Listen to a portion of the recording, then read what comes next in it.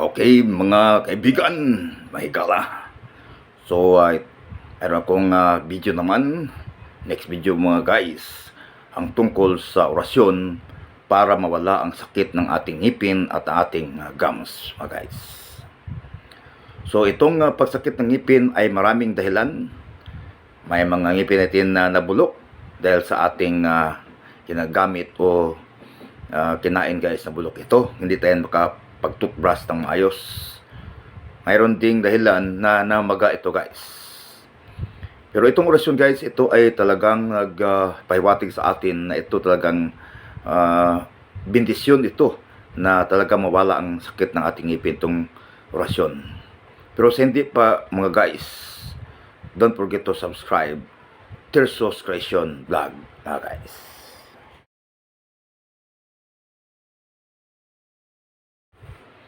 Okay, hello. Balik na tayo mga guys sa ating orasyon para mawala ang sakit ng ating ngipin at ating mga gums.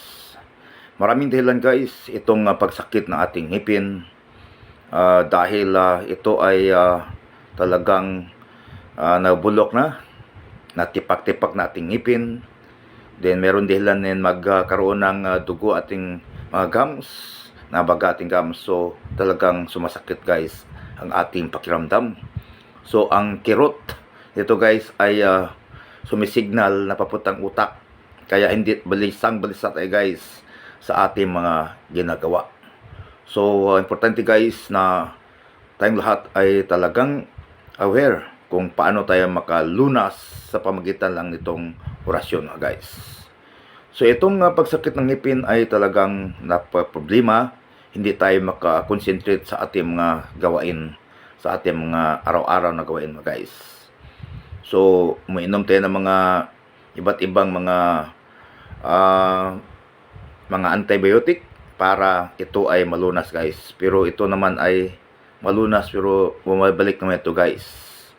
So ang terribling solusyon din, yung nagsakit ng ngipin ay pumunta naman sa dentista mga guys, ipabunot at malunas mga guys. Pero ang terribling sakit naman guys ay nandyan pa rin.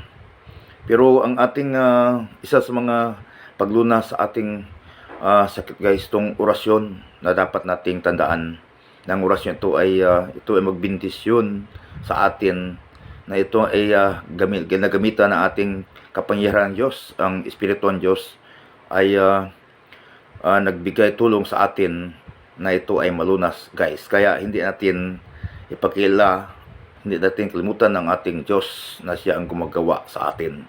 Lahat ng mga parte sa ating katawan siya ang gumagawa. Okay, siya din ang makalunas pa guys. So itong orasyon ay talagang pambira ito guys. Ito ay na-research ko naman sa iba't ibang ito sa cellphone, sa my Google at iba pang mga sources guys, na ito ay talagang epektibo na mga Latin words.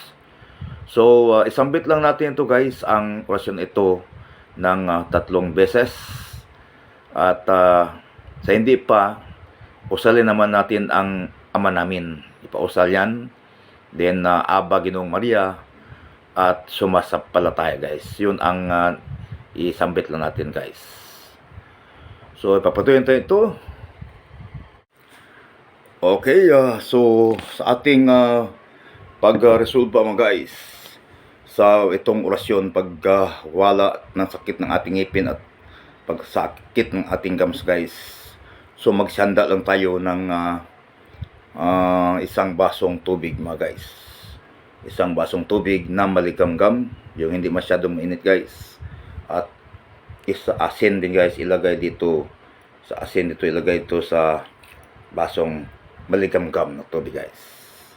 At saka ihip ito at ating itong inumin guys, kung tayo ay makaranas ng ganoon. So orasyon para wala ang sakit ng ngipin at gums, isambit lang natin ito ng 3 times mga guys.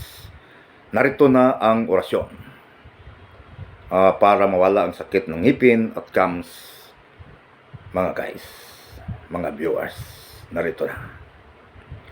Nur, Nat, Nun, Nus, Nod, Num, Niyak, ak, biyak. Nur, not nun. Nus, nod, num. Niyak, ak, biyak. Nur, not nun. Nus, nud, num. Niyak, ak, biyak. Ihip na to guys sa maligang mga tubig na may asin. At saka inumin na to guys.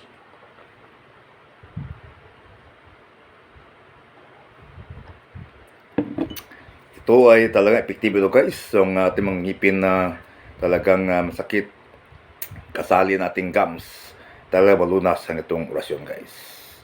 So don't forget to subscribe to the Restoration Vlog mga guys. Sundin na to ang orasyon ito at talagang malunas ang ating mga problema. Maraming salamat sa panood. Tirsos Creation Vlog.